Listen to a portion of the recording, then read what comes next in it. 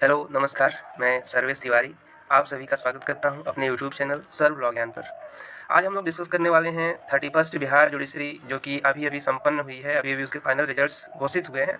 उसके प्री के question paper के बारे में। अभी 32वीं की परीक्षा होने वाली है, जून में आपका डेट है, बहुत ज़्यादा समय है नहीं। तो इसलिए प्रीवियस ईयर का क्वेश्चन का एनालिसिस करना, प्रीवियस ईयर के क्वेश्चंस को पढ़ना बहुत अच्छी स्ट्रेटजी होती है प्री के लिए।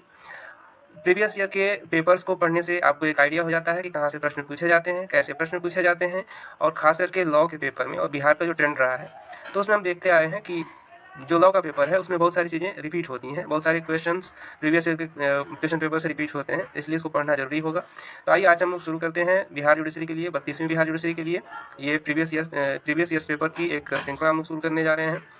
आगे ये ऐसी सीरीज हम लेकर के आपके लिए आते रहेंगे। तो आइए, वीडियो शुरू करने से पहले एक गुजारिश रहेगी कि आप हमारे चैनल को लाइक करें, वीडियो को लाइक करें, चैनल को सब्सक्राइब करें और अपने दोस्तों तक भी पहुंचाएं, ताकि हमारा भी मनोबल बढ़ेगा और ऐसे वीडियो हम आपको के लिए लेकर के आते रहेंगे। तो आइए शुरू करते हैं। आपके सामने स्क्रीन पे है ये 31st बिहार जुडिशरी का पेपर है।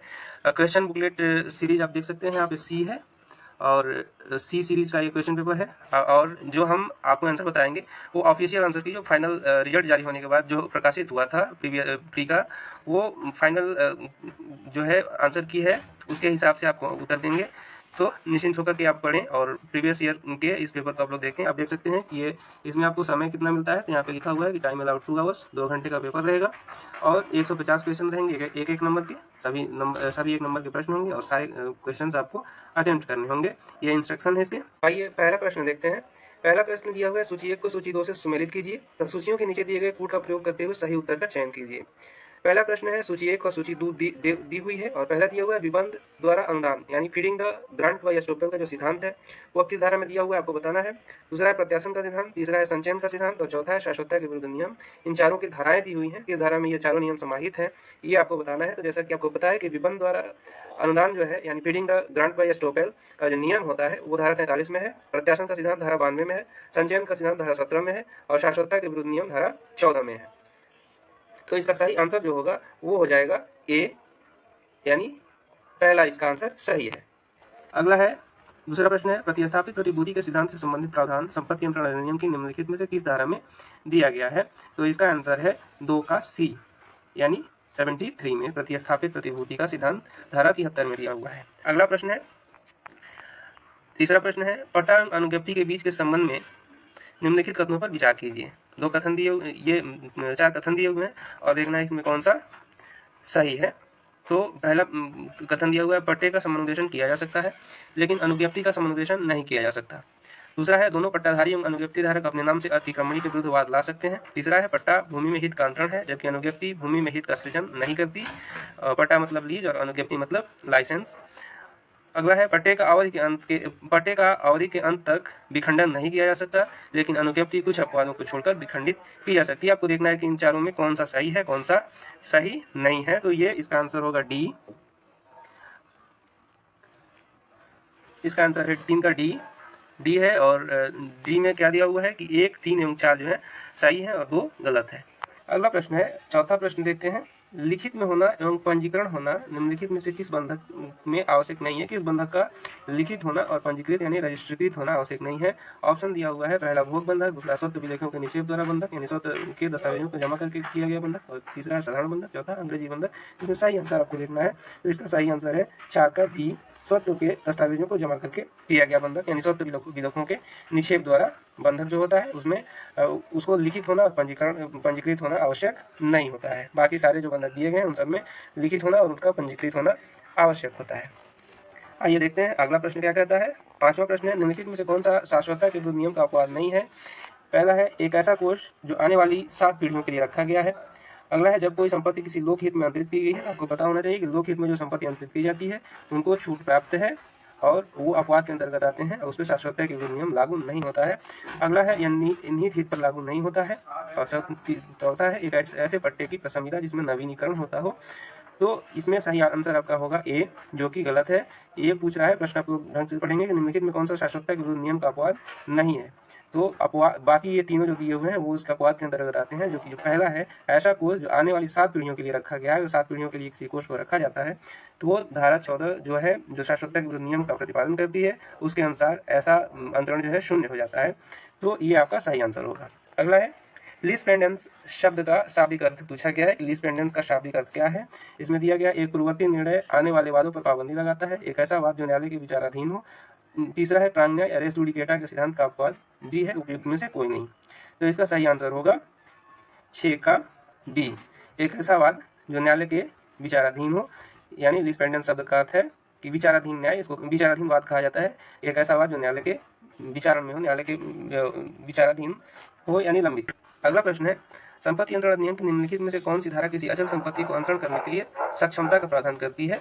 तो अचल संपत्ति के अंतरण से संबंधित सक्षमता का प्रावधान धारा 7 में दिया है, तो इसका आंसर हो जाएगा डी, धारा 7। अगला है संपत्ति अंतरण अधिनियम की किस धारा के अंतर्गत संपत्ति के संचयन के लिए एक अवधि से अधिक तक के रोक लगाई गई है, यानी संचयन के विरुद्ध सिद्धांत की धारा में दिया गया है, तो इसका आंसर हो जाएगा 8 का ए, यानी धारा 17। अगला है 9वां प्रश्न है क्रमबंधन व विधान का सिद्धांत जो संपत्ति अंतरण अधिनियम की विधि का एक सिद्धांत है, संबंधित है, किससे संबंधित है? तो ये 9 का आपका आंसर हो जाएगा सी, प्रतिभूतियों से। अगला है जहां एक ऐसी संपत्ति का दान किया गया है जो अस्तित्व में नहीं है, संपत्ति अंतरण अधिनियम की कौन सी धारा इसको शून्य घोषित करती है? तो 10 का ए है, धारा 124। थोड़ा जल्दी जल्दी चलेंगे, समय ज़्यादा लगेगा। तो अगला प्रश्न है साम्या का प्रारंभिक स्रोत है लिखित कानून से, अंतःकरण से, प्रथा से और न्यायिक निर्णय से। तो 11 का आंसर है, 11 का बी, अंतःकरण से। अगला प्रश्न है साम्या के सिद्धांतों की सांविधिक मान्यता नहीं पाई जाती है। भारतीय संविधान नियम 1872 में, विशेष संतोष अधिनियम 1877 में, माल विक्रय अधिनियम 1930 में, भारतीय उत्तराधिकार अधिनियम 1925 में। 12 का आंसर है सी, माल विक्रय अधिनियम में, जो कि आयोग ने आंसर माना होगा कि माल विक्रय अधिनियम 1930। प्रश्न यह है कि साम्य के सिद्धांतों की सांविधिक मान्यता नहीं पाई जाती, यानी किस एक्ट में साम्य के जो नियम है, इक्विटी के जो नियम है वो लागू नहीं होते हैं। तो ये जो है माल विक्रय अधिनियम 1930 को आयोग ने सही आंसर माना हुआ है। अगला है साम्या का क्षेत्राधिकार त्रिक्षेत्रीय है, अनन्य, समवर्ती और सहायी, यह कहा गया है। ये किसने कहा है कि साम्या का क्षेत्राधिकार त्रिक्षेत्रीय यानी त्रिस्तरीय क्षेत्राधिकार तक जो बात कही है किसके द्वारा कही गई है? तो इसमें आंसर दिया हुआ है, ऑप्शन है मिडलैंड, दूसरा एस्टोरी, तीसरा ऑस्टिन, चौथा है रास्को पाउंड। तो इसमें सही आंसर आयोग ने जो माना है वो है 13 का बी, एस्टोरी द्वारा। ठीक है, 13 का बी हो जाएगा, एस्टोरी। अगला है साम्या के अंग्रेजी नियमों को भारतीय विधायिका द्वारा सारभूत रूप में समाविष्ट किया गया है। भारतीय विधायिका द्वारा बिल्कुल समाविष्ट नहीं किया गया है, भारतीय विधायिका द्वारा पूर्ण रूप से समाविष्ट किया गया है, भारतीय विधायिका द्वारा आंशिक रूप से समाविष्ट किया गया है। 14 है, 14 का आंसर आयोग ने माना हुआ है ए, जिसका जो कि है कि भारतीय विधायिका द्वारा सारभूत रूप में समाविष्ट किया गया है। साम्या के अंग्रेजी नियमों को भारतीय विधायिका द्वारा सारभूत रूप में समाविष्ट किया गया है। अगला प्रश्न है निम्नलिखित में से किस स्थिति में एक न्यास समाप्त होता है? न्यास कब समाप्त होता है इसके बारे में प्रश्न है। पहला, जब न्यास वापस लिए जाने योग्य हो और स्पष्ट शब्दों द्वारा वापस ले लिया गया हो। दूसरा है जबकि इसका उद्देश्य पूर्ण रूप से पूरा हो चुका हो।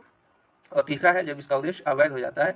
और चौथा है उपयुक्त सभी। तो ये सारे प्रश्न, सारे इसमें ऑप्शन सही हैं, तो हमारा आंसर हो जाएगा डी, उपयुक्त सभी। अगला है भारतीय न्यास अधिनियम 1882 की किस धारा के अंतर्गत न्यास भंग को परिभाषित किया गया है? ऑप्शन दिया हुआ है धारा 2, धारा 3, धारा 6, धारा 10। तो आयोग ने जो आंसर माना हुआ है और जो सही आंसर है वो है 16 का बी, धारा 3 में न्यास भंग की परिभाषा दी हुई है। ब्रीच ऑफ ट्रस्ट की परिभाषा धारा 3 में दी हुई है। अगला है निम्नलिखित में से कौन सा न्यास का सृजन नहीं कर सकता है? तो 17वां प्रश्न है निम्नलिखित में कौन न्यास का सृजन नहीं कर सकता है? एक विधिक व्यक्ति, दूसरा है एक अवयस्क, तीसरा एक वकील, चौथा है एक व्यक्ति जो 21 साल का हो गया है। तो दूसरा ऑप्शन जो एक अवयस्क जो है वो एक न्यास का सृजन नहीं कर सकता है, ट्रस्ट का सृजन नहीं कर सकता है। अगला है विशिष्ट संतोष अधिनियम की धारा 5 के अंतर्गत विशिष्ट अचल संपत्ति का प्रत्युद्धारण किया जा सकेगा दीवानी प्रक्रिया संहिता की विधि के अनुसार। पहला है दीवानी प्रक्रिया संहिता की विधि के अनुसार, दूसरा है संविदा अधिनियम की विधि के अनुसार, तीसरा है संपत्ति अंतरण अधिनियम की विधि के अनुसार, चौथा है माल विक्रय अधिनियम की विधि के अनुसार। तो 18 का ए है, दीवानी प्रक्रिया संहिता की विधि के अनुसार। 18 का ए सही आंसर है। अगला है वह सामान्य सिद्धांत जिस पर शाश्वत व्यादेश अनुदत्त किए जा सकते हैं समाहित है धारा 39 में, धारा 36 में, धारा 38 में और धारा 40 में। तो इसका सही आंसर होगा 19 का सी, धारा 38 में। शाश्वत व्यादेश जिसमें अनुदत्त किए जाते हैं, निशाश्वत व्यादेश धारा 38 में जारी किया जाता है। अगला है अज्ञापक व्यादेश द्वारा अनुदोष है। पहला विवेकाधीन, दूसरा निषेधात्मक, तीसरा आज्ञापक और चौथा उपयुक्त में से कोई नहीं। तो इसका सही आंसर होगा ए, विवेकाधीन। अज्ञापक व्यादेश का अनुदोष न्यायालय के विवेक पर निर्भर करता है। अगला है प्रतिफल के बिना संविदा होगी।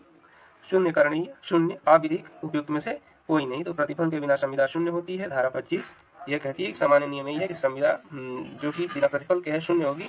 इसके बाकी अपवाद उसमें धारा 25 में दिए हुए हैं। अगला है संविदा विधि के लिए वयस्कता की आयु क्या है। तो वयस्कता की जो आयु है वो 18 वर्ष, 21 वर्ष, 16 वर्ष और लड़कियों के लिए 18 वर्ष और लड़कों के लिए 21 वर्ष, 4 ऑप्शन दिए हुए हैं। इसका सही उत्तर होगा 18 वर्ष। अगला प्रश्न है ए अपने खोए हुए कुत्ते को किसी के द्वारा खोजे जाने पर उस व्यक्ति को 1000 देने का प्रस्ताव करता है। यह क्या है? एक विशेष प्रस्ताव है, एक सामान्य प्रस्ताव है, एक निश्चित नहीं है या अंतिम ऑप्शन है स्वीकृति की एक धनराशि है। तो इसका सही आंसर होगा यह एक सामान्य प्रस्ताव है। यह एक सामान्य प्रस्ताव है। 23 का बी। अगला है जब क्षतिपूर्ति को निर्धारित नहीं किया जा सकता है, न्यायालय पक्षकार को दे सकता है वास्तविक क्षतिपूर्ति, परिनिर्धारित क्षतिपूर्ति, प्रतीकात्मक क्षतिपूर्ति और नाम मात्र की क्षतिपूर्ति। तो इसका सही आंसर हो जाएगा 24 का डी, नाम मात्र की क्षतिपूर्ति। अगला है नॉन ईस्ट फैक्टम का अर्थ है अज्ञानता में निष्पादित दस्तावेज, प्रपीड़न में निष्पादित दस्तावेज, अनुचित प्रभाव के अंतर्गत निष्पादित दस्तावेज और चौथा है भारत के बाहर निष्पादित दस्तावेज। तो नॉन ईस्ट फैक्टम का जो सही अर्थ है आयोग ने माना हुआ है 25 का ए, अज्ञानता में निष्पादित दस्तावेज, नॉन ईस्ट फैक्टम यानी अज्ञानता में निष्पादित दस्तावेज। अगला है संविदा का विफलीकरण नहीं किया जा सकता है वाणिज्यिक का समझौता द्वारा, सरकार के द्वारा प्रतिबंध लगाकर, संविदा की विषय वस्तु के नष्ट होने पर और डी है उपयुक्त सभी। तो इसका सही आंसर होगा 26 का ए, वाणिज्यिक का समझौता द्वारा। अगला है वह करार जो उसके पक्षकारों में से एक या अधिक के विकल्प पर तो विधि द्वारा प्रवर्तनीय हो किंतु अन्य पक्षकार या पक्षकारों के विकल्प पर नहीं। एक शून्य संविदा है, अवैध संविदा है, शून्य करणीय संविदा है, अप्रवर्तनीय संविदा है। तो इसका सही आंसर होगा शून्य करणीय संविदा है। अगला है 28वां प्रश्न है वचनात्मक विवरण पर निम्न में से कौन सा एक केस है। तो वचनात्मक विवरण से संबंधित केस है केदारनाथ बनाम गौरी मोहम्मद और दूसरा है Delhi cloth and general mills limited. ये दोनों ही केस जो ये हैं वचनात्मक विवरण से संबंधित है। तो इसका आंसर हो जाएगा 28 का सी, दोनों। अगला प्रश्न है निम्नलिखित में से कौन सा कथन सत्य है। प्रतिग्रहण की संसूचना प्रतिग्रहीता के विरुद्ध तब संपन्न हो जाती है, यानी एक्सेप्टेंस की जो सूचना होती है, संसूचना होती है, वो प्रतिग्रहीता के विरुद्ध पूछ रहा है कि कब संपूर्ण होती है। तो ऑप्शन दिया हुआ है कि जब वह प्रतिग्रहीता के ज्ञान में आ जाती है, बी है जब वह प्रस्तावक के ज्ञान में आ जाती है और सी है जब वह प्रतिग्रहीता और प्रस्तावक दोनों के ज्ञान में आ जाती है और आखिरी इसका दिया हुआ है ऑप्शन जब वह तीसरे पक्षकार के ज्ञान में आ जाती है।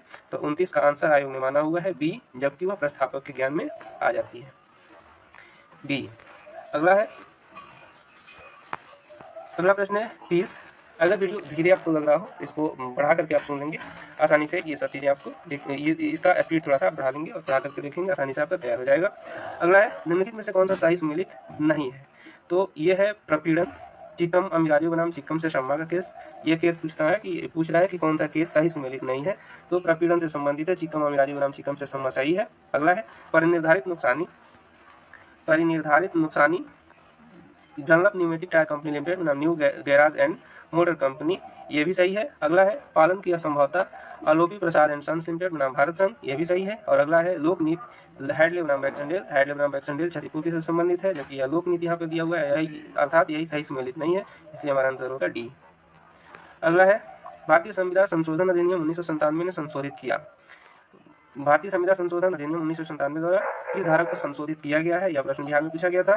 तो इसका आंसर ऑप्शन के लिए दिया हुआ है कि भारतीय संविधान अधिनियम की धारा 26, धारा 27, धारा 28 और धारा 75। तो इसका सही आंसर है धारा 28। भारतीय संविधान अधिनियम की धारा 28 को भारतीय संविधान संशोधन अधिनियम 1997 द्वारा संशोधित किया गया था। अगला है संविदा में दायित्व की प्रकृति में परिवर्तन को कहा जाता है विखंडन, नवीन, पुनर्नवीन और परिवर्तन। तो संविदा में दायित्व की प्रकृति में परिवर्तन को क्या कहा जाता है, ये प्रश्न है। 32 का आंसर है D, Naveen. Novation of contract धारा 62 हम लोग पढ़ लेंगे।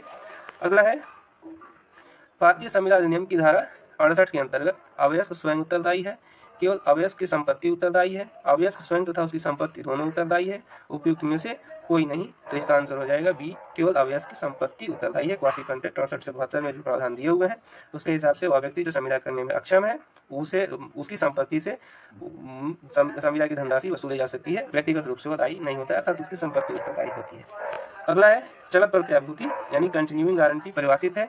किस धारा में कंटिन्यूइंग गारंटी की परिभाषा दी हुई है। तो ये ऑप्शन में दिया हुआ है कि 124, 129, 146 और 148। तो इसका सही उत्तर होगा 129। कंटिन्यूइंग गारंटी शब्द को परिभाषित किया गया है धारा 129 में। अगला प्रश्न है प्रश्न नंबर 35। ये दिया हुआ है पद्यम करार यानी वेरिंग कॉन्ट्रैक्ट अंग्रेजी में कहते हैं, बाजी की संविदा भी कहा जाता है। तो पद्यम करार है शून्यकरणीय विधि विरुद्ध शून्य और शून्य विधि विरुद्ध।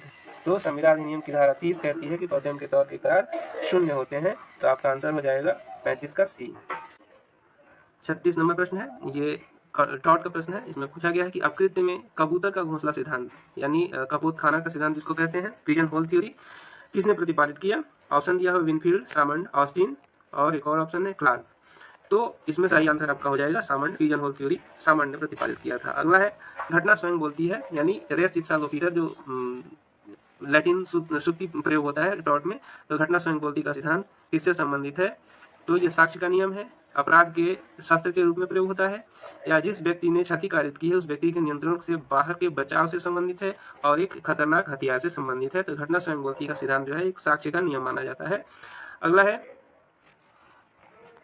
कठोर दायित्व के नियम को प्रतिपादित किया गया है जस्टिस ब्लैकबर्न ने, लॉर्ड डेवलिन ने, लॉर्ड एटकिन ने, जस्टिस होल्ड ने। 38 नंबर प्रश्न का उत्तर है ए, जस्टिस ब्लैकबर्न ने। अगला प्रश्न है 39 नंबर प्रश्न है क्यू फेसिड पर एलियम फेसिड पर सी का अर्थ क्या होता है? तो इसका अर्थ ऑप्शन में दिया हुआ है कि उपेक्षा विधि के अंतर्गत दायित्व, दूसरा है अनधिकृत कार्य के लिए दायित्व, और तीसरा है प्रतिनिधिक दायित्व, और चौथा है कठोर दायित्व। तो इसका सही आंसर क्या होगा? हम जानते हैं कि क्यू फेसिड पर एलियम फेसिड पर सी एक लैटिन सूक्ति है जिसका अर्थ होता है जो व्यक्ति दूसरे व्यक्ति के माध्यम से कार्य करता है वह कानून की दृष्टि में स्वयं कार्य करने वाला होता है। इसका ये अर्थ होता है, अर्थात इसका सही आंसर हो जाएगा, वो हो जाएगा प्रतिनिधिक दायित्व। एक शब्द में इसको कहें तो इसका अर्थ होता है प्रतिनिधिक दायित्व। अगला प्रश्न है अपराधों को निजी अपराध और लोक अपराध के रूप में किसने विभाजित किया? पहला है फ्रेजर, दूसरा है सर ए पोलक, तीसरा है जस्टिस ब्लैकबर्न और तीसरा है आखिरी है ब्लैक स्टोन। तो इसका सही उत्तर हो जाएगा 40 का डी, ब्लैक स्टोन। अगला प्रश्न है अपकृत्य में निम्नलिखित में कौन सा वैध बचाव नहीं है? तो पहला दिया हुआ है वॉलंटरी नॉट फिट इंजुरिया, यानी वॉलंटरी नॉट फिट इंजुरिया का अर्थ होता है कि सहमत देने वाले को क्षति नहीं होती है। अगला है दैवी आपदा यानी विस मेजर या एक्ट ऑफ गॉड, ये भी एक बचाव के रूप में प्रयोग किया जाता है। लेकिन जो तीसरा दिया हुआ है साइंटी नॉन फिट इंजुरिया, किसी व्यक्ति को जानकारी थी कि उसमें जोखिम हो सकता है, तो मात्र जानकारी जो है ये एक बचाव नहीं है कि उसने सम्मति भी दे दी थी कि जो क्षति जो हमको कारित होगी उसको हम सहन करने के लिए तैयार हैं। तो साइंटी नॉट फिट इंजुरिया डॉट में कोई बचाव नहीं होता है, जबकि सहमत भी एक बचाव होता है। तो इसका आंसर हो जाएगा सी। अगला प्रश्न है बिना क्षति की हानि सूत्र का अर्थ है। बिना क्षति की हानि, इसको जो लैटिन सूत्र इसके लिए इस्तेमाल होता है वह होता है डैमनम साइन इंजुरिया। तो डैमनम साइन इंजुरिया का अर्थ क्या होता है? आप इसको अच्छे से देख लेंगे, दो सूक्ति होती है, डैमनम साइन इंजुरिया और इंजुरिया साइन डैमनम। इन दोनों को बार बार पूछा भी जाता है और इसमें लड़के हमेशा कंफ्यूज भी होते हैं कि इन दोनों का अर्थ क्या होता है। तो यहाँ आप देखेंगे कि यहाँ बिना क्षति की हानि यानी डैमनम साइन इंजुरिया पूछा हुआ, जिसका सही अर्थ होता है विधि का अधिकार के उल्लंघन के बिना क्षति, यानी ऑप्शन ए। किसी विधि के अधिकार का उल्लंघन आपका नहीं हुआ है लेकिन क्षति हुई है तो उसको कहते हैं डैमनम साइन इंजुरिया। अगला प्रश्न है अपकृत्य विधि के अंतर्गत कर्तव्य है केवल सामान्य व्यक्तियों के प्रति, समस्त संसार के प्रति, केवल विशिष्ट व्यक्ति के प्रति, उपयुक्त में से कोई नहीं। तो इसका सही आंसर हो जाएगा 43 का बी, समस्त संसार के प्रति। अपकृत्य विधि में जो कर्तव्य होते हैं और जो सामान्य जन के प्रति होते हैं, विधि द्वारा प्रत्येक व्यक्ति के प्रति जो है आपका जो कर्तव्य निर्धारित किया जाता है वो अपकृत्य विधि में उसका उल्लंघन यदि होता है तो कहा जाता है कि अपकृत्य हुआ है। अगला प्रश्न है जो कि अपकृत्य विधि का आधारभूत सिद्धांत पर आधारित है, जहाँ अधिकार है वहाँ उपचार है, यानी उबी जस ईवी रेमेडियम का जो जो सूक्ति होती है उसका हिंदी अर्थ है जहाँ अधिकार है वहाँ उपचार भी है। कि सिद्धांत को मान्यता किस बात में दी गई थी? तो इसका आपका सही आंसर हो जाएगा एस.बी. बनाम व्हाइट में। पहला है एस.बी. बनाम व्हाइट। अगला है स्वतंत्र अपकृत्यकर्ता का दायित्व है केवल पृथक, संयुक्त और पृथक दोनों, न तो संयुक्त न ही पृथक। यहाँ पे आप क्वेश्चन को एक बार ध्यान से देखेंगे, इसमें थोड़ा सा कंफ्यूज आप हो सकते हैं। यहाँ स्वतंत्र अपकृत्यकर्ता लिखा हुआ है, न कि संयुक्त अपकृत्यकर्ता लिखा हुआ है। यानी क्वेश्चन से ही साफ है कि यह केवल पृथक ही होगा। स्वतंत्र अपकृत्यकर्ता है यानी वो किसी के साथ ज्वाइंटली टॉर्ट नहीं करता है, तो ज्वाइंटली टॉर्ट अगर नहीं करता है तो उसका दायित्व पृथक होगा। तो इसका आंसर हो जाएगा केवल पृथक। अगला है आत्यंतिक दायित्व नियम बताता है केवल कठोर दायित्व, केवल राज्य का दायित्व, कठोर दायित्व की अपेक्षा कठोरतम दायित्व और उपयुक्त में से कोई नहीं। तो इसका सही आंसर हो जाएगा 46 का सी, कठोर दायित्व की अपेक्षा कठोरतम दायित्व। अगला प्रश्न है उपेक्षा के अपकृत्य की कार्यवाही की सफलता के लिए क्या सिद्ध करने की आवश्यकता है? तो पहला है अविरल की क्षतिपूर्ति, किसी के द्वारा कर्तव्य का उल्लंघन, दूसरा है प्रतिवादी के द्वारा कर्तव्य का उल्लंघन और चौथा है उपयुक्त में से कोई नहीं। इसका सही आंसर होगा प्रतिवादी के द्वारा कर्तव्य का उल्लंघन, 47 का सी। अगला है, मानहानि के लिए कोई कार्यवाही नहीं होती है यदि मानहानि की सामग्री लिखी हो, एक टेलीग्राम में, एक सूचना पट पर, एक पोस्ट कार्ड में, एक पत्र में, लेकिन पत्र डाक में नहीं डाला जाता है और अपनी अभिरक्षा में रखा रहता है। तो ये है 48 का डी, ये सही आंसर हो जाएगा। जब पत्र मानहानि के लिए प्रकाशन आवश्यक होता है, वह पत्र स्वयं लिखता है और किसी को देता नहीं है या फिर पोस्ट नहीं करता है, तो उसमें मानहानि का अकृत्य सृजित नहीं होता है। अगला है, उपताप के अकृत्य के निम्नलिखित में से कौन सा बचाव है? पहला है चिरभोग, दूसरा है कानूनी प्राधिकारी, तीसरा है ए और बी दोनों, और अगला है उपयुक्त में से कोई नहीं। तो आप इसका सही आंसर हो जाएगा 49 का सी, ए और बी दोनों। उपताप के अकृत्य के लिए निम्नलिखित में से कौन सा बचाव है? तो दोनों बचाव आपको उपलब्ध होते हैं, चिरभोगाधिकार और दूसरा है कानूनी प्राधिकार आपको प्राप्त था, दोनों आपको बचाव मिलेंगे। अगला है, विधि तुच्छ बातों पर ध्यान नहीं देती, ये आईपीसी का प्रश्न, आईपीसी का एक सूक्ति है जो कि धारा 95 में निहित है और साथ ही साथ टॉर्ट में भी ये लागू होता है। यह एक लैटिन सूक्ति का अनुवाद है जो होता है डी मिनिमस नॉन क्यूरेट लेक्स। इसका हिंदी अनुवाद है विधि तुच्छ बातों पर ध्यान नहीं देती। तो इसका सही आंसर जो होगा वो होगा तुच्छ अंतर को अनदेखा करना चाहिए, बी। अगला है, माल विक्रय अधिनियम 1930 की धारा 2(6) के तहत भविष्य के समान पद का क्या अर्थ है? 2(6) में जो भविष्य के समान शब्द को परिभाषित किया गया उसका सही अर्थ होगा माल जो अस्तित्व में नहीं है, यानी भविष्य में तैयार किया जाएगा। अगला है, आइए देखते हैं अगला प्रश्न। अगला प्रश्न है प्रश्न संख्या 52। निम्नलिखित में से कौन सा बिंदु बिक्री करने और बेचने के समझौते के बीच अंतर करने में सही नहीं है? बिक्री करने और बेचने का समझौता, इन दोनों के बीच अंतर से संबंधित कुछ कथन दिए हुए हैं, इसमें देखना है कि कौन सा कथन गलत है। पहला कथन दिया हुआ है, एक बिक्री खरीदार के लिए माल में सामान्य संपत्ति के हस्तांतरण को प्रभावित करती है, लेकिन बेचने के लिए समझौता समझौते के शीर्षक को पूरा करने के लिए किसी भी दोष के लिए पार्टी को एक उपाय देता है, सही है। अगला है, विक्रय व्यक्ति में न्याय संगतता बनाता है, परंतु बेचने के लिए एक समझौते में समस्त लोगों के विरुद्ध न्याय संगतता होती है, यह गलत है। अगला है, बिक्री में यदि खरीदार माल के लिए भुगतान करने में विफल रहता है तो विक्रेता कीमत के लिए मुकदमा कर सकता है, लेकिन बेचने के लिए समझौते में विक्रेता केवल नुकसान के लिए मुकदमा कर सकता है यदि खरीदार माल स्वीकार करने और भुगतान खरीदने में विफल रहता है, यह भी सही है। अगला है, बिक्री में यदि माल नष्ट हो जाता है तो नुकसान जब तक अन्यथा सहमत नहीं खरीदार पर गिर जाता है, हालांकि बेचने के लिए समझौते में यदि माल नष्ट हो जाता है तो नुकसान जब तक अन्यथा सहमत नहीं विक्रेता पर पड़ता है, यह भी सही है। अर्थात हम लोगों का आंसर क्या हो जाएगा? बी हो जाएगा। हमको देखना था कि कौन सा कथन सही नहीं है, तो 52 का आंसर हो गया हमारा बी। अर्थक पद का अर्थ है कि ऑप्शन ए, माल दोष से मुक्त होना चाहिए। ऑप्शन बी, माल का स्वामित्व बिक्री के बाद गुजरता है। ऑप्शन सी, खरीदार को अवगत कराएं। और ऑप्शन डी, विक्रेता को खरीदार को सब कुछ बता देना चाहिए। तो इसका आंसर हो जाएगा खरीदार को अवगत कराएं। कैविएट एम्पटर एक लैटिन वर्ड है जो कि काफी प्रसिद्ध उक्ति है, खरीदार को अवगत कराएं, इसका अर्थ हो जाएगा। अगला है, निम्नलिखित में से कौन सा कथन गलत है? जब बिक्री माल के एक नीलामी कर्ता द्वारा की जाती है और मुद्दा खरीदार को एक अच्छा हक स्वीकृत करना है, तो इसका ऑप्शन देख लेते हैं। उसके पास मालिक की सहमत से माल का कब्जा है, माल के मालिक के रूप में साधारण क्रम में कार्य करते हुए बिक्री उसके द्वारा की जाती है, क्रेता सद्भाव में कार्य करता है, और डी है, क्रेता को अनुबंध के समय कोई सूचना नहीं है, विक्रेता को बेचने का कोई अधिकार नहीं है। तो इसका आंसर हो जाएगा क्वेश्चन संख्या 54। इसका आंसर आयोग ने माना हुआ है बी, माल के मालिक के रूप में साधारण क्रम में कार्य करते हुए बिक्री उसके द्वारा की जाती है। अगला प्रश्न है प्रश्न संख्या 55। इसमें दिया हुआ है, एक विक्रेता को उसके द्वारा मांगे गए सामान की मात्रा से अधिक मात्रा में सामान की पूर्ति कर देता है। निम्नलिखित में से कौन सा गलत है? इसमें मान लीजिए कि एक विक्रेता है और बी जो कि खरीदार है, उसने जितना माल उससे मांगा था उससे ज्यादा माल की आपूर्ति ए ने बी को कर दिया। तो इसमें से कौन सा कथन गलत है, ये आपको चूज करना है। क्रेता को अधिकार है कि वह संपूर्ण सामान को अस्वीकार कर दे। बी है, क्रेता को अधिकार है कि वह समस्त सामान को स्वीकार कर ले। सी है, क्रेता को अधिकार है कि वह केवल आदेश दिए गए सामान को स्वीकार कर ले और शेष को अस्वीकार कर दे। और डी है, क्रेता संपूर्ण सामान को अपने पास रख सकता है लेकिन केवल आदेश दिए गए सामान का भुगतान करे। क्वेश्चन संख्या 55। इसका आंसर आयोग ने माना हुआ है कि डी है। इसका आंसर क्या होगा? क्रेता संपूर्ण सामान को अपने पास रख सकता है लेकिन केवल आदेश दिए गए सामान का भुगतान करे। अगला है, निम्नलिखित में से कौन सा कथन वचन पत्र के लिए सही नहीं है? प्रोमिसरी नोट के संबंध में कौन सा कथन सही नहीं है पूछ रहा है। तो आप देख सकते हैं इसमें पहला है, एक वचन पत्र लेखन में एक लिखत है। दूसरा है, इसमें निर्माता द्वारा हस्ताक्षरित एक सशर्त वचनबंध शामिल है। तीसरा है, यह केवल एक निश्चित राशि के भुगतान के लिए होता है। और अगला है, भुगतान एक निश्चित व्यक्ति या लिखत के वाहक को करना है। तो 55 का जो आंसर आयोग ने माना हुआ है वो है बी। इसमें बी ऑप्शन सही है। आगे है अगला प्रश्न है, हालांकि एक चेक कई तरह से विनिमय पत्र से मिलता जुलता है लेकिन यह भी दूसरे मामलों में एक अलग उपकरण है। इंगित कीजिए कि चेक और विनिमय पत्र के बीच अंतर के बारे में निम्नलिखित में से कौन सा कथन गलत है? तो विनिमय पत्र और ये बिल ऑफ एक्सचेंज और चेक के बीच में अंतर से संबंधित कथन दिए हुए हैं, इसमें से एक गलत है जिसको आपको चूज करना है। तो यहाँ है, एक चेक को स्वीकृति की आवश्यकता नहीं होती है लेकिन विनिमय पत्र को इसकी आवश्यकता होती है, सही है। एक चेक संचलन के लिए अभिप्रेत नहीं है लेकिन विनिमय पत्र संचलन के लिए अभिप्रेत है, सही है।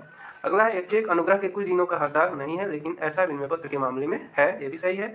अगला है, एक चेक को अस्वीकृति द्वारा अनादरित किया जाता है परंतु विनिमय पत्र के मामले में ऐसा नहीं है, यही गलत है और हमारे लिए सही उत्तर है 57 का डी, 57 का डी। आइए अगला प्रश्न देख लेते हैं। निम्नलिखित में से कौन सी स्थिति सम्यक अनुक्रम धारक के आवश्यक तत्वों के अनुकूल नहीं है? धारक को लिखत मूल्य के लिए लेना चाहिए। अगला है, उसे लिखत को इसकी परिपक्वता की तारीख पर सकारात्मक रूप से प्राप्त कर लेना चाहिए। अगला है, लिखत संपूर्ण एवं अपने आप में नियमित होना चाहिए। और फिर अंतिम है, उसे लिखत को सद्भावपूर्वक एवं लिखत में बिना किसी दोष की सूचना के प्राप्त करना चाहिए। इसका सही उत्तर आयोग ने जो माना है वो है बी, उसे लिखत को इसकी परिपक्वता की तारीख पर सकारात्मक रूप से प्राप्त कर लेना चाहिए, यानी सम्यक अनुक्रम धारक जिसको कहते हैं होल्डर इन ड्यू कोर्स अंग्रेजी में। उसके लिए सही ऑप्शन आपका होगा क्या? उसे लिखत किसी परिपक्वता की तारीख पर सकारात्मक रूप से प्राप्त कर लेना चाहिए, यह उसके आवश्यक तत्वों के अनुकूल नहीं है। अगला है, इंगित कीजिए कि निम्नलिखित में से कौन सा कथन लिखत के समनुदेशन और वार्ता के बारे में सही नहीं है। कौन सा कथन सही नहीं है इसमें भी देखना है। तो यह है, समनुदेशन में ऋण का भुगतान प्राप्त करने के अधिकार का हस्तांतरण है लेकिन ऐसी वार्ता के मामले में नहीं है। दूसरा है, समनुदेशित अपने समनुदेशक के हक में किसी भी दोष के लिए उत्तरदायी नहीं है परंतु पराक्रम में लिखत का सम्यक अनुक्रम धारक पूर्व हस्तांतरणकर्ताओं के हक के दोषों के लिए उत्तरदायी है।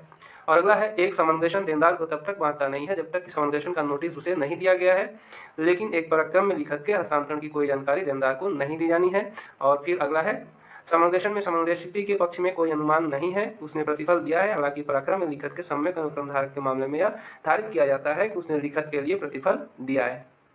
ये क्वेश्चन जो है एनआईए से है और एनआईए के सभी क्वेश्चन काफ़ी बड़े बड़े पूछे गए हैं, लेकिन आप इसको एनआईए का बेयर एक बार पढ़ लेते हैं, उसके आवश्यक तत्वों को आप एक बार पढ़ लेते हैं तो आसानी से इसको आप कर लेंगे। तो 59 का आंसर जो होगा वो होगा बी, 59 का आंसर बी होगा, जिसका लिखा होगा कि समनुदेशक अपने समनुदेशक के हक में किसी भी दोष के लिए उत्तरदायी नहीं है परंतु पराक्रम में लिखत का सम्यक अनुक्रम धारक पूर्व हस्तांतरणकर्ताओं के हक में दोषों के लिए उत्तरदायी है।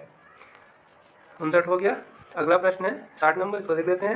निम्नलिखित परिस्थितियों में संकेत कीजिए कि कब एक बैंकर चेक के भुगतान को इनकार करने में न्यायोचित नहीं है। चेक की तारीख प्रस्तुति की तारीख के बाद आती है। ग्राहक के खाते में शेष राशि चेक की राशि को पूरा करने के लिए पर्याप्त नहीं है। और अगला है, ग्राहक को भुगतान का प्रतिवाद किया है। और डी है, ग्राहक दिवालिया हो गया है परंतु बैंक को इसकी सूचना नहीं मिली है। तो इसका सही आंसर आयोग ने जो माना है 60 का डी। अगला है, आंतरिक प्रबंध के सिद्धांत ने कंपनी के कामकाज के महत्वपूर्ण स्थान पर कब्जा कर लिया। कंपनी एक्ट शुरू हो गया यहाँ से, कंपनी एक्ट से भी प्रश्न पूछे जाते हैं तो आप देख लेंगे। आंतरिक प्रबंध के सिद्धांत ने कंपनी के कामकाज में महत्वपूर्ण स्थान पर कब्जा कर लिया है लेकिन कई फैसलों ने इसे कई अपवादों के अधीन कर दिया है। इंगित कीजिए कि निम्नलिखित में से कौन सा सिद्धांत इसका अपवाद नहीं है। तो इसके अपवाद दिए हुए हैं, इसमें आपको देखना है कि कौन सा इसका अपवाद नहीं है। यहाँ दिया हुआ है कि अनियमितता से प्रभावित पार्टी को इसकी वास्तविक सूचना थी, यह सही है। अगला है, अनुबंध के आसपास की परिस्थितियां इसके संदेहास्पद हैं कि इनकी जांच की आवश्यकता है। अगला है, जहां प्राधिकरण ने संगम अनुच्छेद से परे प्रत्यायोजित शक्ति का दावा किया है और जहां व्यवहार में फर्जीवाड़ा हुआ है। तो अब हमको इसमें देखना है कौन सा अपवाद नहीं है। तो सी जो है अपवाद इसका नहीं है, बाकी सारे इसके अपवाद हैं। अगला है, निम्नलिखित में से कौन सा कथन एक कंपनी के संगम अनुच्छेद एवं संगम ज्ञापन के बीच सही संबंध दर्शाने वाला है। मेमोरेंडम ऑफ एसोसिएशन और मेमोरेंडम ऑफ आर्टिकल के बीच संबंध के बारे में यहाँ पे बात की जा रही है और इसमें भी पूछा गया है कि इन दोनों के बीच सही संबंध दर्शाने वाला कथन कौन सा है। देख लेते हैं। संगम अनुच्छेद कंपनी के सामान्य प्रशासन के लिए उपनियम होने के नाते संगम ज्ञापन से बेहतर है और किसी भी असंगतता के मामले में प्रबल है, ये उचित संबंध नहीं दिखा रहा है। अगला है, संगम अनुच्छेद संगम ज्ञापन के अधीन होते हैं और किसी भी असंगतता के मामले में संगम अनुच्छेद को संगम ज्ञापन को वरीयता देनी चाहिए, यह सही हो सकता है। अगला है, संगम अनुच्छेद एवं संगम ज्ञापन में कोई तुलना नहीं हो सकती, दोनों समान धरातल पर होते हैं, ये भी सही नहीं है। अगला है, उपयुक्त सभी कथन अप्रासंगिक हैं क्योंकि वे कंपनी की वृद्धि के लिए हानिकारक हैं और संगम अनुच्छेद एवं संगम ज्ञापन में ऐसी कोई असंगतता नहीं होती है, यह भी प्रश्न सुसंगत नहीं लग रहा है। तो सबसे सटीक जो हमारा आंसर है वो हो जाएगा 62 का बी। संगम अनुच्छेद संगम ज्ञापन के अधीन होते हैं और किसी भी असंगतता के मामले में संगम अनुच्छेद को संगम ज्ञापन को वरीयता देनी चाहिए। अगला है, जब कोई कंपनी किसी आधिकारिक संव्यवहार में शामिल हो जाती है तो इसके खिलाफ कई उपचार उपलब्ध होते हैं। इंगित कीजिए कि निम्नलिखित में से कौन सा कथन सही नहीं है। यह है, कोई भी निदेशक कंपनी को आगे बढ़ने से रोकने के लिए निषेधाज्ञा प्राप्त कर सकता है। अगला है ऑप्शन, कंपनी के प्रतिदोष के लिए निदेशक व्यक्तिगत रूप से उत्तरदायी होंगे। और अगला है दोषी निदेशक तीसरे पक्ष के प्रति उसके नुकसान के लिए व्यक्तिगत रूप से उत्तरदायी होंगे। और डी है एक अधिकारातीत संविदा विबंधन या अनुसमर्थन के कारण अंतरातीत संविदा नहीं बन सकती है। तो इसका सही आंसर जो कि आयोग के ऑफिशियल आंसर की अनुसार है वह है 63 का ए। कोई भी निदेशक कंपनी को आगे बढ़ने से रोकने के लिए निषेधाज्ञा प्राप्त कर सकता है। अगला है, यानी हमको इसमें कौन सा कथन सही नहीं है यह चूज करना है, तो यह कथन गलत है, इसलिए हमारा सही आंसर होगा 63 का ए। कोई भी निदेशक कंपनी को आगे बढ़ने से रोकने के लिए निषेधाज्ञा प्राप्त कर सकता है, यह गलत है और हमारे लिए सही आंसर है। अगला है, कंपनी अधिनियम 2013 ने न्यूनतम या अधिकतम निदेशकों की सीमा प्रदान की है, निम्नलिखित में से कौन सा कथन सही नहीं है। तो सही कथन का आपको छोड़ देना है और कौन सा कथन सही नहीं है उसको आपको चूज करना है। तो यह देखते हैं, एक एकल व्यक्ति कंपनी में एक ही निदेशक हो सकता है या निजी कंपनी में न्यूनतम 2 निदेशक होने चाहिए, यह सही है। अगला है, सार्वजनिक कंपनी में न्यूनतम 3 निदेशक होने चाहिए, यह भी सही है। अगला है, निदेशकों की अधिकतम संख्या को निजी के साथ सार्वजनिक कंपनियों में 15 पर रखा गया है, यह भी कथन सही है। और हमको चूज क्या करना है, हमको गलत कथन का चूज करना है, जबकि तीनों कथन आपके सही हो चुके हैं। तो अगला क्या है, सरकार के पूर्व अनुमोदन से कंपनी के विशेष संकल्प द्वारा इस सीमा से परे निदेशकों की संख्या बढ़ाई जा सकती है, जो कि गलत है और यही हमारा सही उत्तर होगा 64 का डी। अगला है, किसी कंपनी में उत्पीड़न और कुप्रबंधन के मामले में कंपनी अधिनियम 2013 के तहत नेशनल कंपनी विधियाधिकरण में एक आवेदन किया जाता है। कंपनी के शेयर पूंजी रखने के मामले में नीचे दिए गए कथनों में से कौन सा कथन सही नहीं है। पहला कथन है, 100 सदस्य या इसके सदस्यों की कुल संख्या के 1/10 सदस्यों में से जो भी कम हो उसके द्वारा आवेदन किया जा सकता है। अगला है, किसी भी एकल सदस्य द्वारा जो कंपनी की जारी शेयर पूंजी का 1/15 हिस्से से कम नहीं रखता है, आवेदन किया जा सकता है। अगला है, किसी भी एकल सदस्य द्वारा जो कंपनी की जारी शेयर पूंजी का 1/10 हिस्से से कम नहीं रखता है, आवेदन किया जा सकता है। और अंतिम है, कंपनी के जारी अंश पूंजी का कम से कम 1/10 हिस्सा रखने वाले सदस्यों के किसी समूह के द्वारा आवेदन किया जा सकता है। तो 65 नंबर क्वेश्चन का आंसर जो आयोग ने माना हुआ है वह भी है, किसी भी एकल सदस्य द्वारा जो कंपनी की जारी शेयर पूंजी का 1/15 हिस्से से जो कम नहीं रखता है, आवेदन किया जा सकता है। अगला है, भागीदारी के निम्नलिखित कथनों में से सही उत्तर बताइए। भागीदारी अधिनियम से प्रश्न पूछे जाते हैं, तो यहाँ से कंपनी अधिनियम समाप्त, भागीदारी अधिनियम शुरू हो रहा है। तो भागीदारी अधिनियम का पहला प्रश्न है, भागीदारी के निम्नलिखित कथनों में से निम्नलिखित कथनों में से सही उत्तर बताएं। तो इसमें से सही चूज करना है। तो पहला दिया हुआ है, समग्र विश्लेषण में यह प्रतीत होता है कि प्रत्येक एजेंसी आपसी भागीदारी पर आधारित है। अगला ऑप्शन है, कार्यों की तुलना करने पर हर भागीदार सोता हुआ साथी होता है। भागीदारी बनाने वाले सभी व्यक्तियों के मध्य एक समझौता होना चाहिए। और डी है, समझौते में लाभ के बंटवारे के साथ साथ व्यापार का नुकसान भी आवश्यक रूप से शामिल होना चाहिए। तो 66 नंबर प्रश्न है, इसका सही उत्तर आयोग ने जो माना है वह डी है, समझौते में लाभ के बंटवारे के साथ साथ व्यापार का नुकसान भी आवश्यक रूप से शामिल होना चाहिए। अगला प्रश्न है, एक निष्क्रिय भागीदार के लिए निम्न कथनों में से कौन सा कथन सही नहीं है। एक निष्क्रिय भागीदार फर्म के व्यापार में इच्छुक नहीं रहता है। एक निष्क्रिय भागीदार फर्म की देयता के लिए बाह्य व्यक्तियों को उत्तरदायी नहीं है। एक निष्क्रिय भागीदार को फर्म के लाभ में हिस्सा लेने का अधिकार होता है। एक निष्क्रिय भागीदार न तो कार्यशील होता है और न ही बाह्य व्यक्तियों की जानकारी में होता है। 67 नंबर प्रश्न है, इसका आंसर आयोग ने माना है बी, एक निष्क्रिय भागीदार फर्म की देयता के लिए बाह्य व्यक्तियों को उत्तरदायी नहीं है। अगला है, निम्नलिखित कथनों में से यह इंगित कीजिए कि भागीदार के निहित अधिकार के बारे में कौन सा सही नहीं है। फर्म के एजेंट के रूप में कार्य करने के लिए वह फर्म का सामान या चल संपत्ति बेचता है, वह फर्म के ऋणों का भुगतान प्राप्त करता है, वह फर्म के संबंधित हक विलेखों को जमा करके एक साम्यपूर्ण बंधक बनाता है, वह फर्म की ओर से अचल संपत्ति का अधिग्रहण करता है। 68 नंबर प्रश्न, इसका सही उत्तर है डी, वह फर्म की ओर से अचल संपत्ति का अधिग्रहण करता है। अगला प्रश्न है, निम्नलिखित में से कौन सा कथन उस नाबालिग के लिए सही है जिसे भागीदारी के लाभों में भर्ती कराया गया है। पहला है, फर्म का एक लेनदार अपने धन के लिए फर्म में नाबालिग के हिस्से के खिलाफ मुकदमा करता है। एक नाबालिग फर्म के खातों की जानकारी पाने के लिए भागीदारों पर मुकदमा करता है। यह नाबालिग फर्म के लाभों में हिस्से के लिए भागीदारों पर मुकदमा करता है। व्यवसाय में कुछ बेईमान पाए जाने पर वह फर्म को भंग करने के लिए मामला दर्ज करता है। तो 69 नंबर प्रश्न है, इसका उत्तर हो जाएगा ए। प्रश्न यह था कि निम्नलिखित में से कौन सा कथन उस नाबालिग के लिए सही है जिसे भागीदारी के लाभों में भर्ती कराया गया है। तो इसका सही उत्तर जो कि आयोग ने माना हुआ है, फर्म का एक लेनदार अपने धन के लिए फर्म में नाबालिग के हिस्से के खिलाफ मुकदमा करता है, यह सही है। अगला प्रश्न है, प्रश्न संख्या 70, एक साझेदार सहमत समय से पहले ही साझेदारी फर्म को भंग कर सकता है। चयन कीजिए कि निम्नलिखित में से कौन सा एक ऐसे भागीदार के लिए फर्म के विघटन के लिए एकदम सही आधार नहीं है।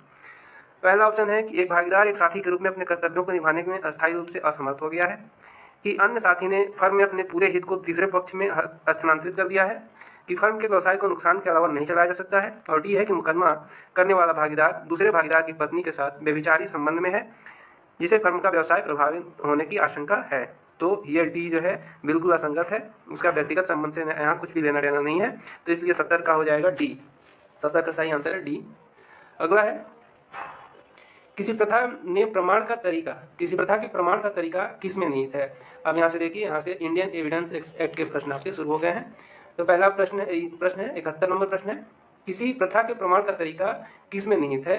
तो यहाँ दिया हुआ है कि भारतीय साक्ष्य अधिनियम की धारा 32 उपधारा 4, भारतीय साक्ष्य अधिनियम की धारा 32 उपधारा 7 और भारतीय साक्ष्य अधिनियम की धारा 48।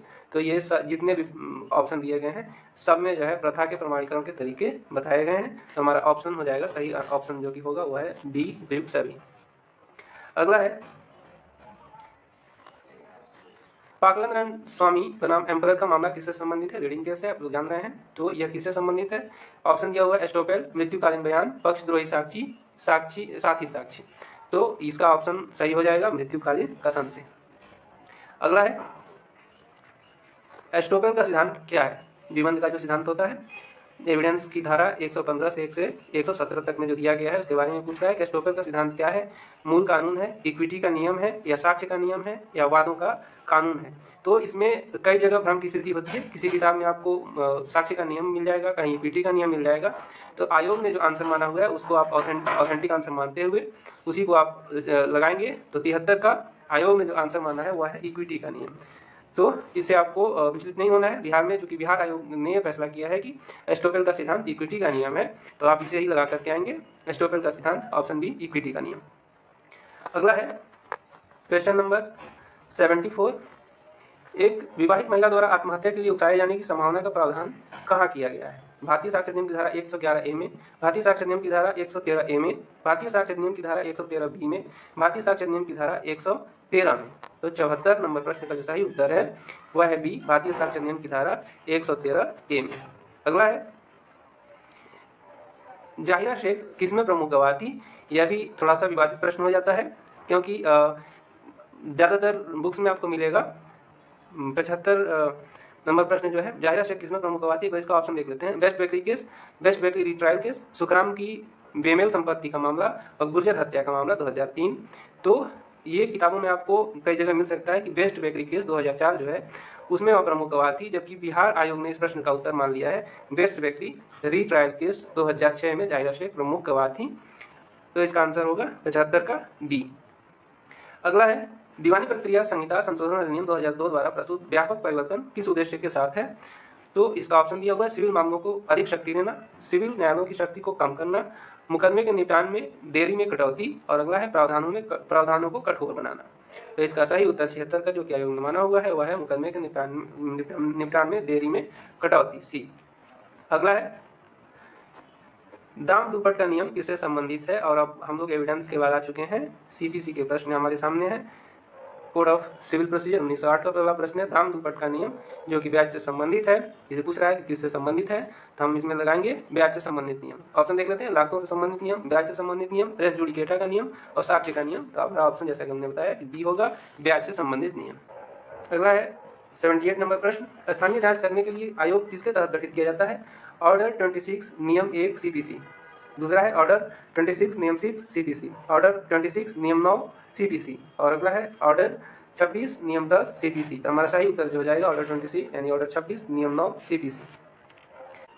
समीक्षा के लिए आधार किसके अधीन प्रदान किए गए हैं। ऑप्शन ए है ऑर्डर 47 नियम 1, ऑर्डर 42 नियम 1 सीपीसी, ऑर्डर 43 नियम 1 सीपीसी, ऑर्डर 44 नियम 1 सीपीसी। इसका सही उत्तर हो जाएगा ऑर्डर 47 नियम 1 सीपीसी। अगला प्रश्न है कितने दिनों की समाप्ति के बाद चेतावनी लागू नहीं होगी। तो ऑप्शन ए है 30 दिन, 60 दिन, 90 दिन, 180 दिन। तो 80 का सही उत्तर जो होगा वो होगा सी, 90 दिन। अगला प्रश्न है 81, कंपाउंडेबल और नॉन कंपाउंडेबल अपराधों का वर्गीकरण किसके अधीन किया गया है। यानी सीपीसी के प्रश्न भी यहाँ पे समाप्त हो गए और हमारे सामने है सीआरपीसी। तो कंपाउंडेबल और नॉन कंपाउंडेबल अपराधों का वर्गीकरण किसके अधीन किया गया है। सीआरपीसी प्रथम अनुसूची, सीआरपीसी दूसरी अनुसूची, सीआरपीसी की धारा 320 और सीआरपीसी की धारा 321। तो इसका सही उत्तर हो जाएगा कंपाउंडेबल और नॉन कंपाउंडेबल का वर्गीकरण जो है वो धारा 320 में किया गया है। अगला है सीआरपीसी की धारा 164 के तहत एक कबूलनामा कौन दर्ज कर सकता है? तो यहाँ पर दिया हुआ है ऑप्शन ए मेट्रोपॉलिटन या न्यायिक मजिस्ट्रेट, दूसरा है कार्यकारी मजिस्ट्रेट, तीसरा है पुलिस अधिकारी जिसके पास मजिस्ट्रेट की शक्ति है, और डी है या तो ए या तो बी। तो 82 का जो सही आंसर है वह है ए मेट्रोपॉलिटन या न्यायिक मजिस्ट्रेट। ठीक है। अगला है सीआरपीसी की धारा 167 के तहत अपराधों जिनके लिए सजा है मृत्यु, आजीवन कारावास या कम से कम 10 वर्ष की अवधि के कारावास की सजा के अलावा अन्य अपराधों के लिए जांच के दौरान नजरबंदी की कुल अवधि के लिए सीमा क्या है? ऑप्शन है 30 दिन, 45 दिन, 60 दिन और 75 दिन। तो 83 का सी ऑप्शन सही है, 60 दिन। अगला है यदि पति ने धारा 125 के तहत परित्याग के आधार पर पत्नी के खिलाफ तलाक का फरमान प्राप्त किया है तो पति के खिलाफ रखरखाव का दावा करने के लिए पत्नी के लिए कोई रुकावट नहीं है। पति के खिलाफ रखरखाव का दावा करने के लिए पत्नी के लिए रुकावट है। पति के खिलाफ रखरखाव का दावा करने के लिए पत्नी के लिए रुकावट हो सकती है। और अंतिम ऑप्शन है या तो ए या सी। तो 84 का सही उत्तर हो जाएगा ए, पति के खिलाफ रखरखाव का दावा करने के लिए पत्नी के लिए कोई रुकावट नहीं है। अगला है आपराधिक प्रक्रिया संहिता संशोधन अधिनियम 2005 यानी 2005 का अधिनियम संख्या 25 द्वारा डाली गई बलात्कार की पीड़िता की चिकित्सा परीक्षा से संबंधित कौन सी धारा है? तो ऑप्शन है 164 ए, 166 ए, 166 बी, 53 ए। तो सही आंसर आपका हो जाएगा 164 ए। अगला प्रश्न है अंतरराष्ट्रीय वाणिज्यिक मध्यस्थता के मामले में मध्यस्थ को किसके द्वारा नियुक्त किया जाता है? सीआरपीसी के प्रश्न यहाँ पे समाप्त हो चुके हैं और अब हमारे सामने है मध्यस्थम और सुलह अधिनियम 1996 का प्रश्न। इसमें दिया हुआ है कि अंतर्राष्ट्रीय वाणिज्यिक मध्यस्थता के मामले में मध्यस्थ को किसके द्वारा नियुक्त किया जाता है? स्वयं पक्ष द्वारा, भारत के महान्यायवादी द्वारा, भारत के मुख्य न्यायाधीश द्वारा, और डी है ए और सी दोनों, यानी ए स्वयं पक्ष द्वारा और सी है भारत के मुख्य न्यायाधीश के द्वारा। यही हमारा सही उत्तर है 86 का डी। ए और सी दोनों, यानी स्वयं पक्षकार भी नियुक्त कर सकते हैं और भारत के मुख्य न्यायाधीश भी नियुक्त करते हैं। प्रश्न संख्या 87 देखते हैं। इसमें दिया हुआ है कि एक मध्यस्थ पुरस्कार यानी आर्बिट्रल अवार्ड को खारिज प्रदान करने के लिए पार्टी द्वारा इसकी प्राप्ति के कितने दिनों के अंदर आवेदन किया जाना चाहिए? तो ऑप्शन ए है 3 महीने, दूसरा है 30 दिन, तीसरा है 90 दिन और चौथा है 40 दिन। तो इसका सही उत्तर जो होगा वह है 3 महीने। अगला है सुलहकर्ता की नियुक्ति का प्रावधान किसके अंतर्गत आता है? धारा 64, धारा 67, धारा 62 और धारा 61। इसका सही उत्तर हो जाएगा धारा 64। अगला है धारा 64 इसमें हो गया। अगला है प्रांतीय छोटे कारण न्यायालय, प्रांतीय लघुवाद न्यायालय अधिनियम जिसको कहते हैं, यहाँ छोटे लिखा है, provincial small causes court act लागू हुआ, ये पूछा है। इससे 1-2 प्रश्न हमेशा पूछे जाते हैं और कभी कभी इसको नहीं भी पूछा जाता है। तो इस बार 31वीं बिहार जुडिशरी की परीक्षा में 2 प्रश्न इससे पूछे हुए हैं प्रांतीय लघुवाद न्यायालय से। इसमें दिया हुआ है कि प्रांतीय छोटे कारण न्यायालय अधिनियम 1887 लागू हुआ 1 जुलाई 1887 को, 27 जनवरी 1887 को, 5 सितंबर 1887 को, 8 जनवरी 1887 को। सही उत्तर होगा 1 जुलाई 1887 को। अगला है छोटे कारणों की अदालतों को समाप्त करने के लिए कौन अधिकृत है? उच्च न्यायालय, राज्य न्यायालय, जिला न्यायालय, उच्च न्यायालय और राज्य सरकार के साथ परामर्श के बाद जिला न्यायालय। सही उत्तर हो जाएगा राज्य सरकार। अगला है संविधान की प्रारूप समिति के समक्ष प्रस्तावना का प्रस्ताव किसने रखा? अब आप यहाँ देख सकते हैं कि भारत का संविधान और प्रशासनिक विधि का जो पेपर है उससे प्रश्न यहाँ पे शुरू हो चुके हैं। संविधान से पहला प्रश्न आपका आ गया है 91। संविधान की प्रारूप समिति के समक्ष प्रस्तावना का प्रस्ताव किसने रखा? Jawaharlal Nehru, B R Ambedkar, B N Rau, Mahatma Gandhi. आसान सा उत्तर है जवाहरलाल नेहरू। अगला है संविधान सभा की पहली बैठक कब आयोजित की गई थी? 8 दिसंबर, 9 दिसंबर, 10 दिसंबर, 12 दिसंबर। तो उसका सही आंसर है 9 दिसंबर। अगला है संविधान बनाने का काम कब पूर्ण हो गया? तो प्रस्तावना में आपको पहले ही दिया रहता है कि 26 नवंबर 1949 को इसके द्वारा हम संविधान को अंगीकृत, नियमित और आत्मार्पित करते हैं। तो इसका सही आंसर हो जाएगा ए 26 नवंबर 1949। अगला है 94 मौलिक अधिकारों की संकल्पना को किस संविधान से लिया गया है? तो ब्रिटिश संविधान, अमेरिकी संविधान, ऑस्ट्रेलियाई संविधान और कनाडा का संविधान। तो मौलिक अधिकारों की संकल्पना हमारे यहाँ जो कि आया हुआ है अमेरिकी संविधान से। अमेरिका में कहाँ से आया? बिल ऑफ राइट्स से। तो हमको पता होना चाहिए, 94 का आंसर होगा बी। अगला है संविधान में डीपीएसपी का उद्देश्य क्या है? डीपीएसपी यानी directive principles of state policy. तो इसका होता है कल्याणकारी राज्य स्थापित करना। पहला ही ऑप्शन यहाँ पे दिया हुआ है कि डीपीएसपी का सही उद्देश्य क्या होता है? कल्याणकारी राज्य स्थापित करना। अगला है कौन सी समिति पंचायती राज संस्था से संबंधित है? ऑप्शन है मुधोलकर समिति, बलवंत राय मेहता समिति, मलिमथ समिति और खुल्लर समिति। तो इसका सही आंसर हो जाएगा बलवंत राय मेहता समिति। अगला है किस संवैधानिक संशोधन को मिनी कॉन्स्टिट्यूशन के रूप में जाना जाता है? आसान सा प्रश्न है और बार बार पूछा भी जाता है, लगातार एग्जाम्स में इसको पूछा जाता है। तो मिनी कॉन्स्टिट्यूशन 42वां संविधान संशोधन आप मतलब क्या आप लोग भरेंगे। अगला है भारत के 12वें राष्ट्रपति के रूप में किसने सेवा की या कौन सेवा कर रहा है? ये थोड़ा सा फंसाने वाला ये शब्द जो है इसके फंसाने वाले हो जाते हैं कि भारत के 12वें राष्ट्रपति के रूप में किसने सेवा की और कौन सेवा कर रहा है। इसको कर रहा है शब्द को देख करके कई लोगों ने इसको जेंट्स जो है इनमें से किसी को चूज कर लिया, जबकि प्रतिभा देवी सिंह पाटिल 12वीं हमारी राष्ट्रपति रह चुकी हैं। अगला है राज्य के महाधिवक्ता की नियुक्ति कौन करता है।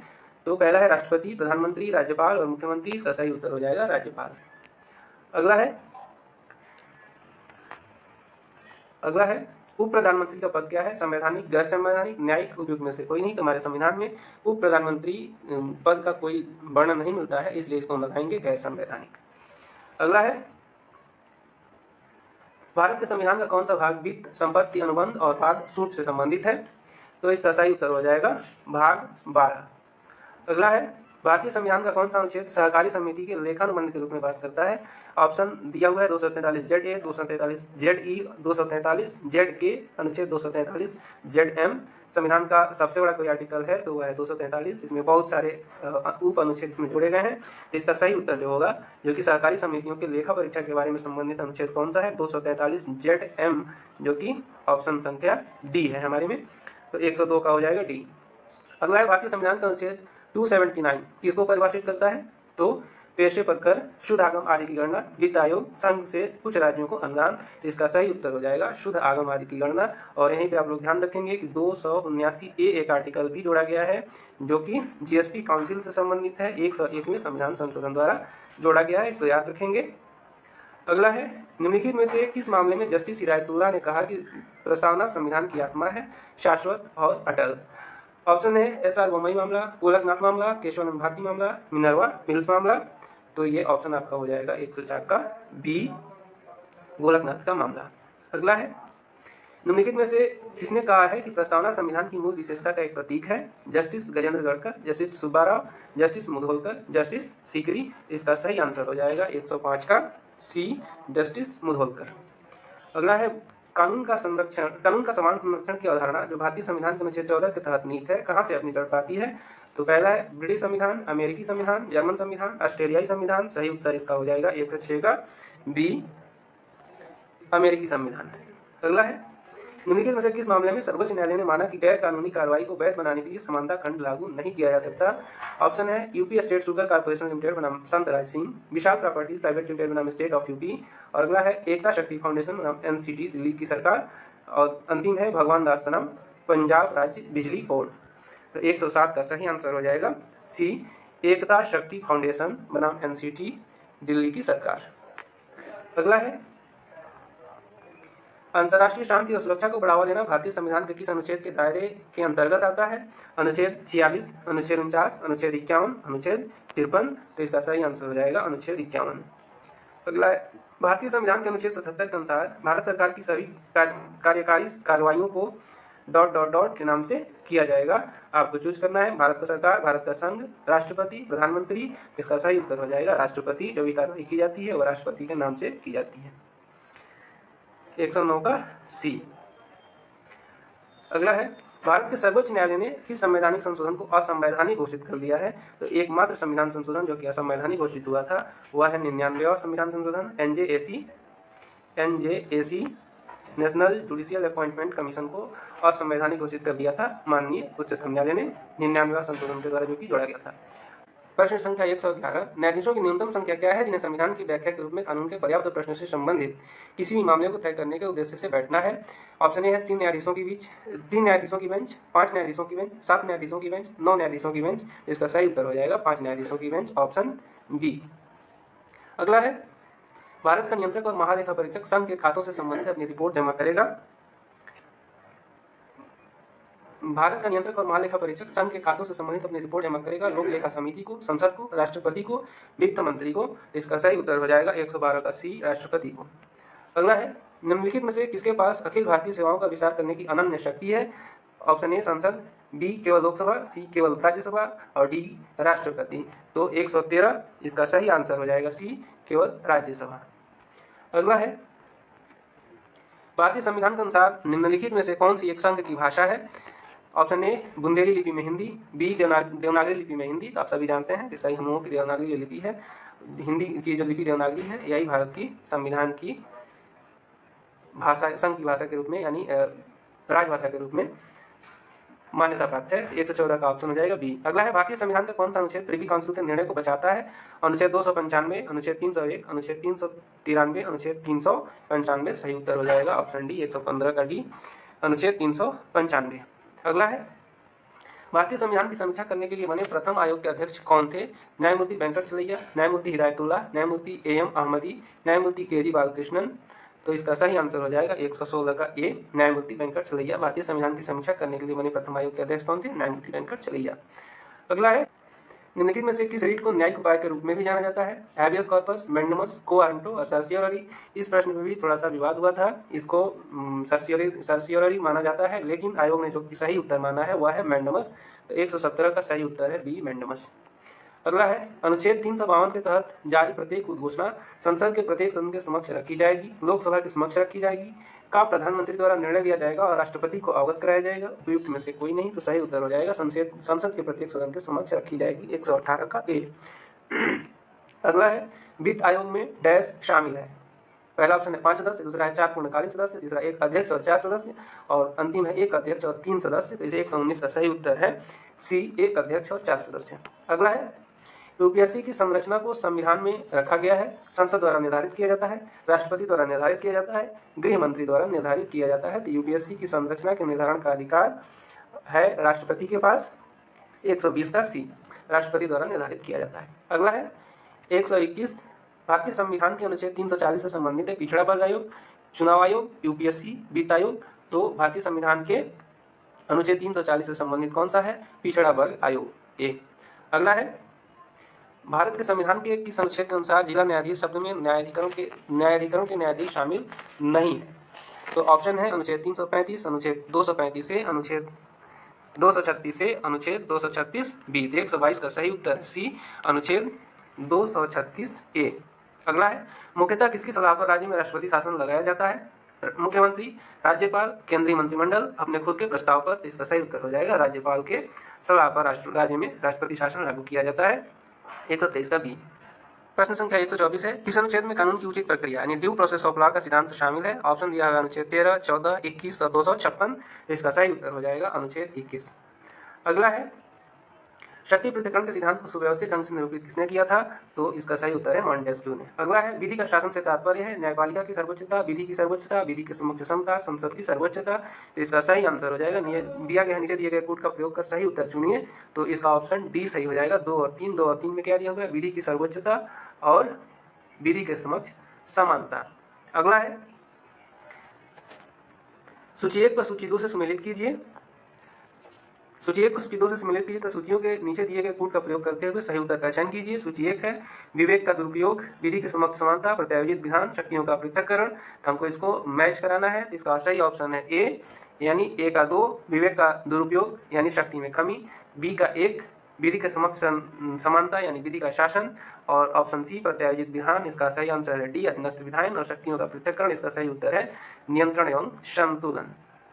अगला है प्रश्न संख्या 127 तक हो गया। 128 से निम्नलिखित में से कौन सा कथन सही है? प्रत्यायोजित विधान का भूतलक्षी प्रभाव नहीं हो सकता। यदि अधिनियम या संविधि द्वारा प्राधिकृत है तो प्रत्यायोजित विधान का भूतलक्षी प्रभाव हो सकता है। अगला है प्रत्यायोजित विधान का भूतलक्षी प्रभाव हो सकता है यदि ऐसा करने के लिए अधिनियम या संविधि द्वारा अधिकृत नहीं है किंतु युक्त तर्कसंगत न्यायोचित है। और अगला है उपयुक्त में से कोई नहीं। तो इसका सही आंसर हो जाएगा 128 का बी।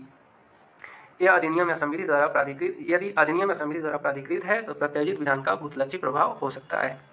अगला है अपराधों में प्रतिनिधि दायित्व के सिद्धांत को लागू करने में वांछनीयता से अधिक आवश्यकता के कारण संभव हुआ है। इसका औचित्य किस पर होता है? तो यह है ऑप्शन ए, लोक नीति पर। 129 का ए है लोक नीति। अपराधों में प्रतिनिधि दायित्व के सिद्धांत को लागू करने में वांछनीयता से अधिक आवश्यकता के कारण संभव हुआ। इसका औचित्य किस पर आधारित है? जिसका सही आंसर है लोक नीति। अगला है प्रशासनिक विधि प्रशासनिक संस्थाओं की शक्तियों तथा प्रक्रिया संबंधी विधि है। खासतौर पर प्रशासनिक कार्य की न्यायिक समीक्षा की निरीक्षण संबंधी विधि इसमें शामिल है। इस प्रशासनिक विधि की परिभाषा निम्नलिखित में से किसने दी है? सर आइवर जेनिंग्स ने, गार्नर ने, केसी डेविस ने और वेड ने। तो यह परिभाषा जो है दी गई है केसी डेविस के द्वारा, ऑप्शन सी 130 सी। अगला है दाय भाग के प्रवर्तक या लेखक थे, यानी अब आ गया हिंदू विधि का प्रश्न आपके सामने है, हिंदू लॉ का, फैमिली लॉ का। तो यहाँ तक आपने देखा 130 तक कुल मिलाकर के 40 प्रश्न भारतीय संविधान और एडी लॉ से पूछे जाते हैं, एडमिनिस्ट्रेटिव लॉ से।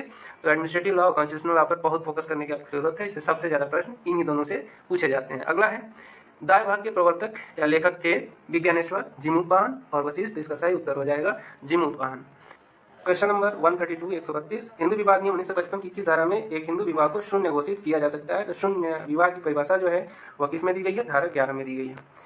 अगला है, हिंदू विवाह नियम 1955 की धारा 16 धर्मजता प्रदान नहीं करती उनके बच्चों को प्रदान नहीं करती उनको जो बच्चे उत्पन्न हुए हैं विधिमान्य विवाह से, शून्यकर्णी विवाह से, शून्य विवाह से और बिना विवाह के। तो बिना विवाह के जो ऑप्शन है ये हमारा सही उत्तर हो जाएगा। बिना विवाह के उत्पन्न हुए बच्चों को धारा 16 धर्मजता प्रदान नहीं करती है। शून्य विवाह, शून्यकर्णी विवाह और विधिमान्य विवाह के बच्चों को धर्मजता प्रदान करती है। अगला है क्वेश्चन नंबर 134 हिंदू दत्तक एवं भरण पोषण अधिनियम 1956 के अंतर्गत एक दत्तक लिए जाने बच्चे की आयु मान्य रूढ़ि के अभाव में पूरी नहीं होनी चाहिए। 8 वर्ष, 10 वर्ष, 12 वर्ष और 15 वर्ष।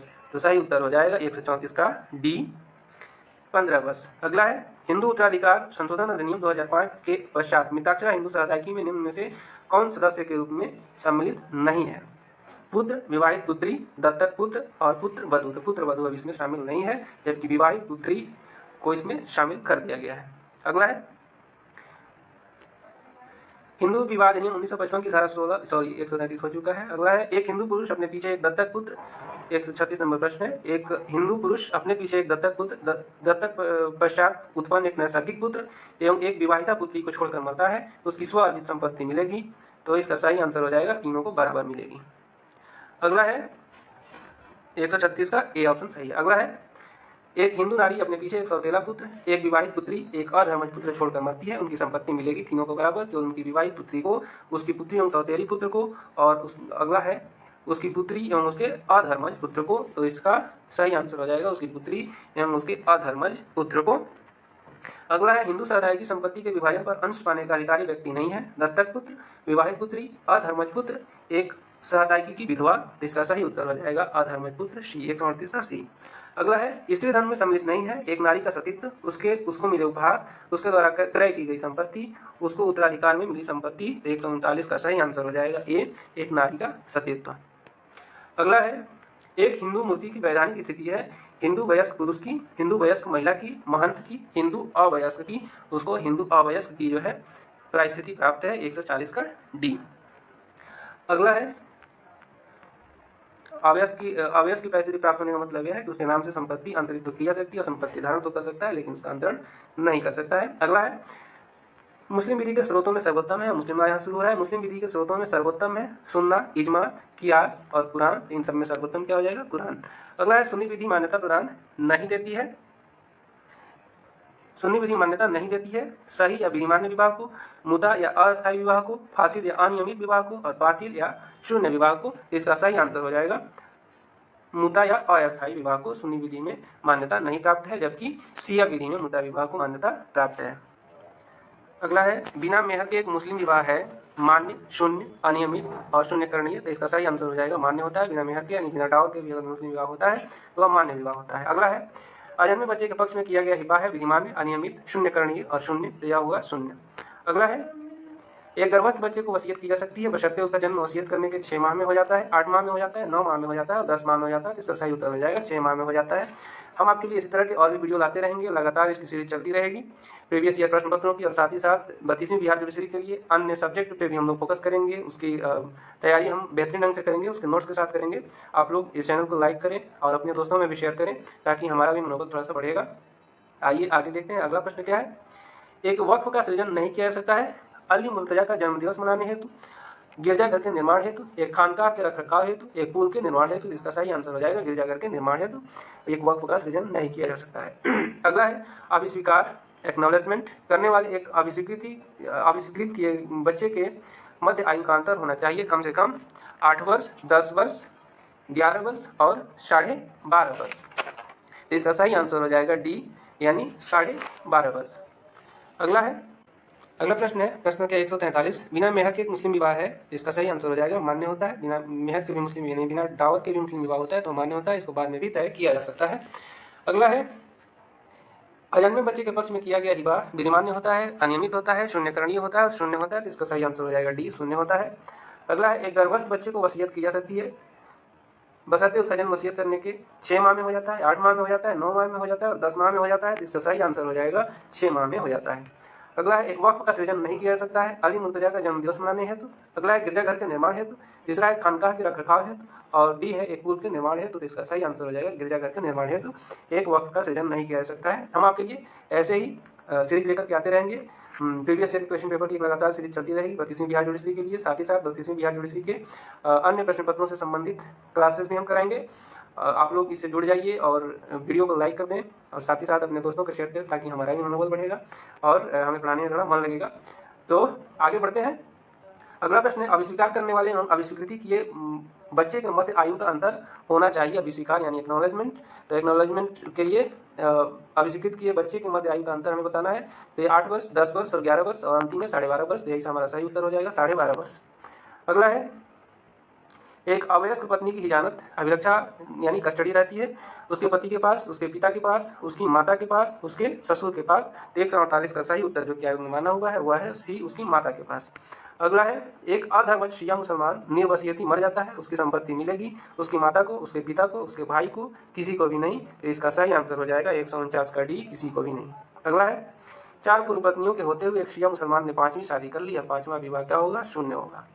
5वां विवाह मान्य नहीं होता है। 4 विवाहों की अनुमति प्रदान की गई है। ये रहा हमारा प्रीवियस ईयर यानी 31वीं बिहार जुडिशरी परीक्षा का जो प्रश्न पत्र है लॉ का। आगे हम जीएस का भी प्रश्न पत्र आपको सॉल्व कराएंगे। वीडियो को लाइक कर दें, अपने दोस्तों को शेयर करें। आप सभी का बहुत बहुत धन्यवाद, आभार। आपका दिन शुभ हो।